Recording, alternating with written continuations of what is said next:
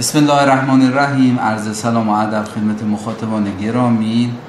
در خدمت جناب اشخان ملک هستم. جناب اشخان ملک مدیر عامل هلدینگ اشخان ملک، یکی از چهره‌های نام آشنا و معتبر استان یزد که تو حوزه‌های متعدد صنعت در حال فعالیت هستند. آقا خیلی ممنون از اینکه وقتتون در اختیار ما گذاشته. در ابتدا حالا شما خودتون بالاخره معلوم هستید و معتبر هستید، حالا یه معرفی خدمت اونایی که حالا خارج از استان ممکنه برنامه رو ببینن و بشنون داشته باشید و معرفی مجموعه هم داشته باشید. بسم الله الرحمن الرحیم. خدا را شکر در ایام خیلی خوب، ایام ماه مبارک رمضان خدمت شما بودیم و خدمت عزیزان. من اشخان ملک هستم. خدمت شما عرض کنم که الان به عنوان مدیر عامل شرکت شیمیایی صدر شیمی گسترانه یزد در خدمت مردم هستم ان شاءالله بیاره خدا، در خدمت صنعت. خدمت شما عرض کنم که فعالیتی که ما داریم انجام میدیم هم در زمینه صنعت هستش، هم در زمینه کشاورزی، هم در زمینه دام و طیور فعالیت داریم میکنیم. شرکت های متعددی هست. البته اول شروع بکنم صحبت ما با این کار که من تنها نیستم، با 4 تا برادر داریم فعالیت میکنیم. من برادر دوم خانواده هستم. اخوی بزرگ ما حاجی احمد آقا برادر اول هستم، من برادر دوم. اخوی سوم حاجی آقا رضا، اخوی چهارم حاجی عباس آقا و اخوی پنجم حاجی علی آقا. البته نسل بعد از ما هم 9 نفر جوان داریم پسر توی بسیار نسل بعد خود ما که 9 نفر هم دارن با ما همکاری میکنن در مجموعه‌ای که داره تولید میشه، تو دارن فعالیت میکنن، اون هم دارن در این مجموعه فعالیت میکنن. الحمدلله رب العالمین راضی هستیم به رضای خدا و شروع کردیم. البته کاری که ما شروع کردیم ما انجام ندادیم، یعنی این نسل انجام نده، نتیجه 4 نسل گذشته ما هست. از پدر بزرگ ما، پدر خدا رحمت کنه، پدر ما همشون خدا رحمت کنه و الان هم رسیده به نسل ما و نسل بعدی ما هم که دارن فعالیت میکنن. پس نمیتونیم بگیم که حتما یک نفر فی‌الوداع بتونه در همه زمینه فعالیت بکنه و تا حدودی هم مثلا موفق باشه. زحمت باید کشید بشه، زمان ببره و این زمانی که ما میگیم نتیجه گفتم 4 نسله که داریم ما فعالیت میکنیم. در خدمت شما هستیم ان شاء الله بیاری خدا. آجا من حالا سوال چالشی میخوام. بله بفرمایید. به نظر شما ژن خوب تاثیر داره توی کارآفرینی؟ کارآفرینی ژن خوب تاثیر نداده. زیر ساخت مهمه. معذرت میخوام. نمیخوام بگم که 100% این حرفی که میزنم شاید 100% قابل اجرا نباشه، ولی هدایت کننده، اون هادی، اون پدری که بتونه نسل بعدش رو هدایت بکنه، زمینه فعالیتی که حالا یا دولت ایجاد میکنه یا خود شخص میره دنبالش، اون علمی که انسان در زمینه که فعالیت کاری که میخواد بکنه، علمی که رفته اکتساب کرده، کسب کرده، اینا خودش مهمه. بالاخره ژنم بی تأثیر نیست. ولی معذرت میخوام، البته شما میگید ژن، ما میگیم اسب زین شده سوار شدنم حالا بالاخره داریم تو جامعه، نمیتونیم بگیم نداریم.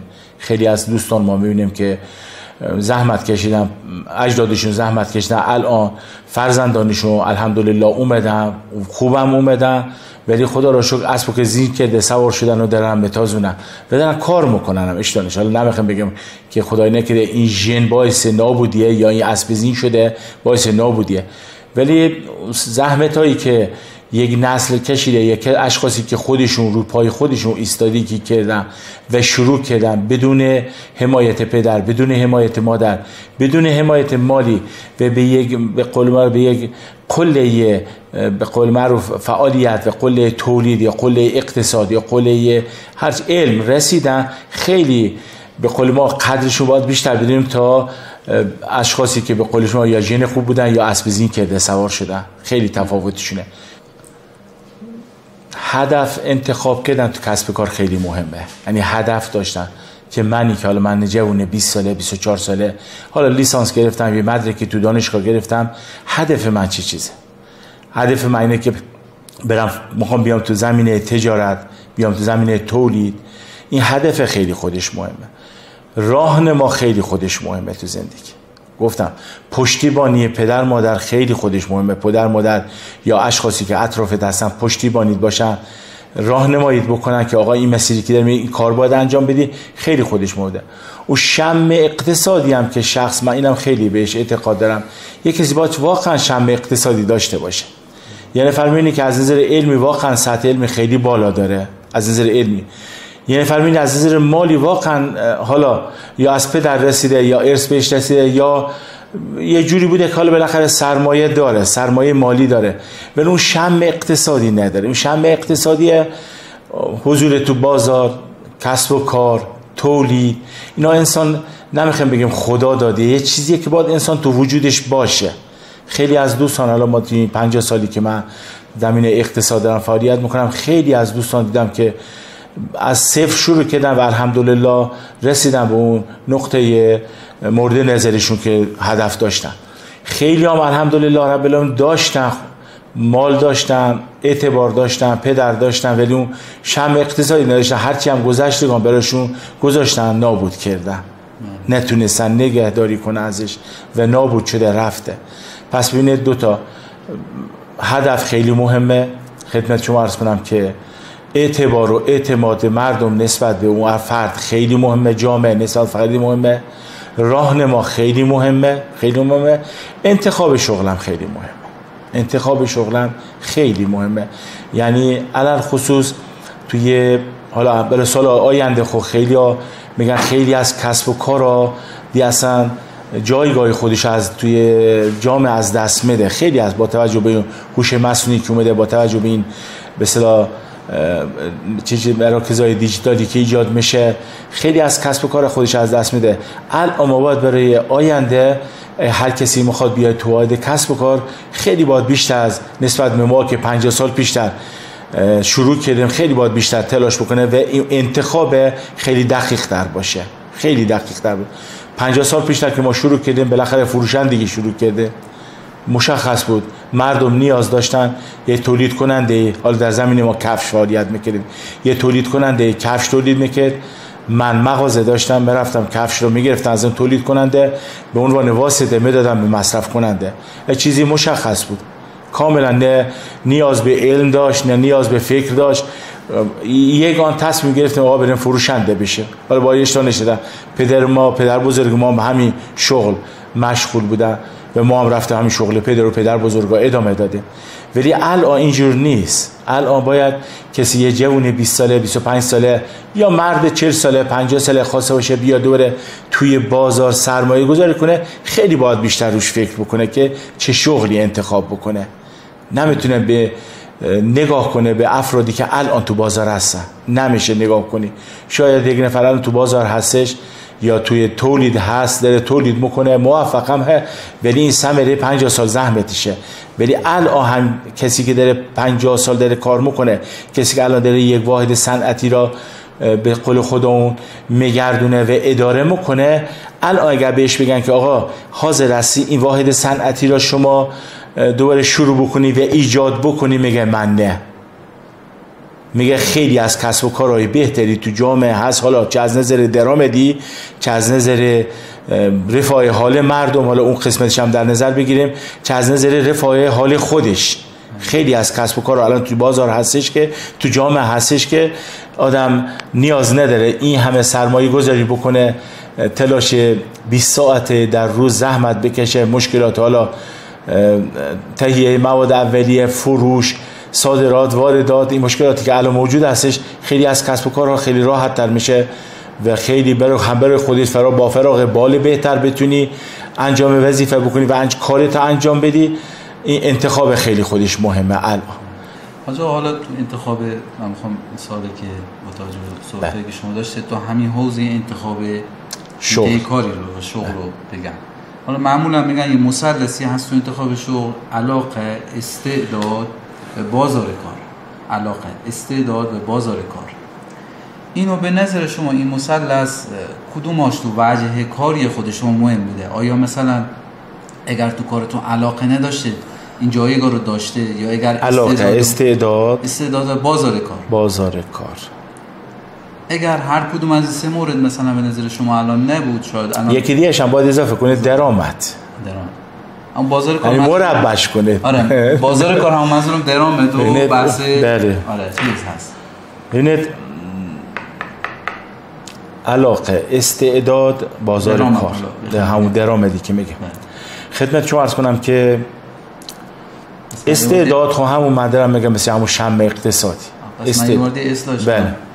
علاقه، استعداد و درآمد بله. هر سه تا موردش مؤثر هستش، هر سه تا موردش. ببینید یک کاسب کار در نظر بگیریم یا یک تولید کننده، اگر علاقه به کارش نداشته باشه، اگر صبح که از خواب بیدار میشه میخواد از خونه بیاد بیرون بگه خدایا با امید خودت با عشق و علاقه و اون انگیزه تو وجودش نباشه بیا محل کارش، اصلا محل کار کسب معنی نداره دیگه.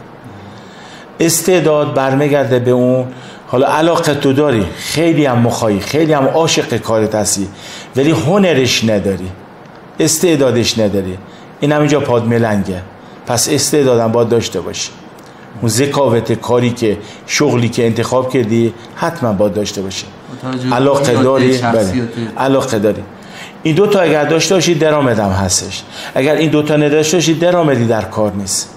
اگر صبح بدون انگیزه تو خونه در بیای، اومدی سر محل کارت، اومدی کارخونه تولیدت، اومدی مغازت، معذرت میخوام، رفتی حتی پزشک بودی، حتی معلم بودی، حتی استاد دانشگاه بودی و استعداد این کارتا نداشتی، علمشا داری ولی استعدادشا نداری، استعدادشا چرخوندنی مجموعه را نداری، نداشته باشی درآمدی دیگه نیست. روز به روز به قول ما نه پیش رفت نداری، پس رفت داری. پس این سه تا موردی که شما عنوان کردید هر سه تاش وابسته به زنجیر اون مثلثی گفتید، این مثلث هستش که تا این سه تا باید باشه تا این مثلث تشکیل بشه. خیلی خودش مهمه آدم انگیزه داشته باشه، عشق داشته باشه. خیلی از دوستان از ما سوال میکنن که از چی لذت میبری شما؟ خیلی ها معذرت حالا تو جامعه مثلا میگن ما خونه خیلی قشنگ داشته باشیم لذت میبریم، بعضیا میگن ما مسافرت خیلی بکنیم لذت میبریم، بعضیا میگن معذرت میخوام حالا حرف جو مثلا خانواده خیلی خوب داشته باشیم ما لذت از زندگی در میبریم، بعضیا میگن اگر پول پر داشته باشیم ما لذت از زندگی میبریم. از من که سوال میکنم میگم من همین اندازه که صبح بیدار میشم سوار ماشین میشم میام طرف مسیر کارم بالاترین لذت برام منه، بالاترین لذت برام منه که مجموعه میبینم افرادی میبینم که دارن با هم دیگه همکاری میکنن، دارن کار میکنن، این بالاترین لذت من همین کار کردنه. درسته آدم پول مخواد، خونه خوب مخواد، استراحت مخواد، گردش مخواد، ولی اون لذتی که تو وجود من بود تو این 50 سال همین کار و همیشه هم برای خود آدم خودش نبود، برای خودش باشه، دیگران را شریک بکنه تو این لذتش انجام بده. بله من بخوام به این نوع دیگه حالا این موردی که شما گفتید تبیین بکنم، بتونم بگم یک مأموریت و هدفی که انسان برای خودش تعریف میکنه که به سمتش بره، حالا در کنارش میگه خب من این مأموریت و هدفی که حالا تو وجودم هست و جهان هستی از من بخواد میتونم در کنارش برم که تو این هدف، تو این راه، تو این مسیر به جلو برم، در کنارش خانواده خوب داشته باشم، سلامتی داشته باشم، معنویت داشته باشم، درآمدم داشته باشم. اینو حالا شما توضیح. ببینید معذرت میخوام خدمت شما عرض بکنم که صحبتی که شما میکنید اصلا انسان خلق شده توی این دنیا از روزی که دنیا میاد، از روزی که بالاخره شروع به راه رفتن میکنه، بزرگ میشه، وارد جامعه میشه، حالا از هر طریقی کسب کار به قول خودمون تشکیل خانواده میده، مسلما تمام این خواستا پشت سر هم میاد.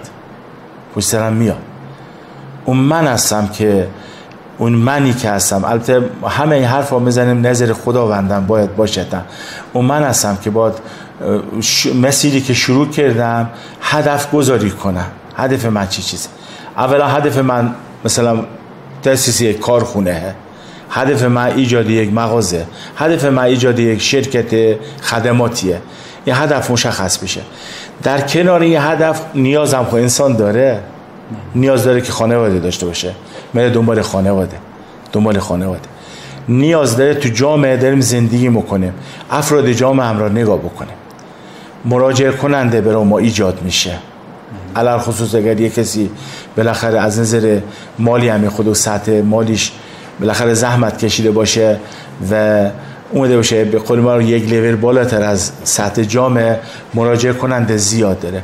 خب مسلما اون ایده و عقیده ای که اگر تو وجود من باشه که آقا من الان خداوند این مسیر برای من انتخاب کرده، من الان موفق هستم در کسب درآمد، در کسب کار، زندگی موفق هستم، مردمم رو باید ببینم و مسلما بس باید مردمم دیده بشن، باید برای مردمم یه کاری انجام بدی و پشت سر هم میایه.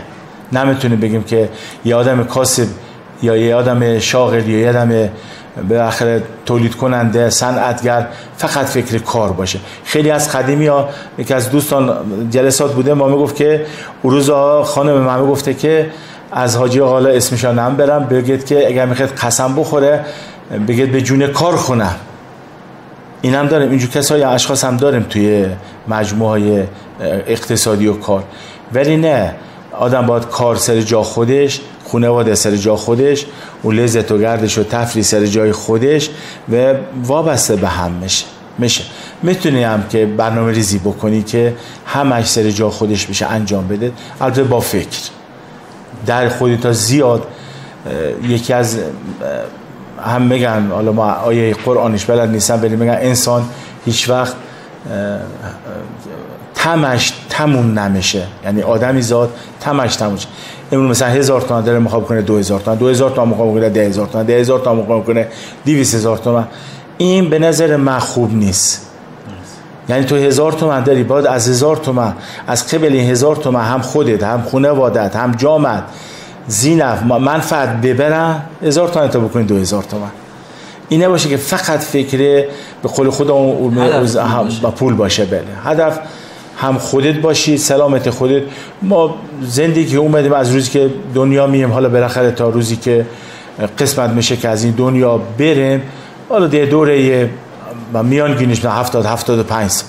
تا 75 سال اگر یه زبونی زندگیش هدف گذاری کرده باشه، از سن 24-5 سالگی شروع کنه برای کار کردن، یا به قول ژن خاص باشه یا اسب زین کرده سوار شه، بالاخره شروعش از 24-5 سالگی 30 سالگی شروع میشه. خیلی بتونه تلاش بکنه 30 سال، به جد تلاش بکنه 30 سال، بعد 60 سالگی دیگه اون شور و نشاط و قدرت 20 سالگی رو نداره، 25 سالگی رو نداره، دل میره رو سراشی بی پایین زندگی. خب مثلا پس این الان خودت برنامه ریزی کنی که آیا من برم دوره باید سن 60 سالگی برم دنبال زرندوزی، برم دنبال پول فقط، استراتم نه، خانوادم نه، جامعه نه، مردم نه، فعالیت اجتماعی نه، کارهایی که باتونه در قبل مردم ازت منفعت ببرن نه، اینجور چیزی درست نیست. اگرم رفتی بی راه رفتی، پس باید تقسیم کنی، هدف گذاری کنی، هم کسب و کارت، هم خودت، هم خانوادت، هم زندگیت، هم جامعه. حضور من حالا میخوام خیلی بیشتر از این وقتتون نگیرم، خیلی استفاده کردم از مطالب. امیدوارم که این مطالب هم که مطرح کردید بره مخاطبان ما خیلی امید خدا بله ان شاء الله استفاده قرار بگیره و بتونن تو اوضاع کارآفرینی و کار وارد بشن، ان شاء الله موفق بشن.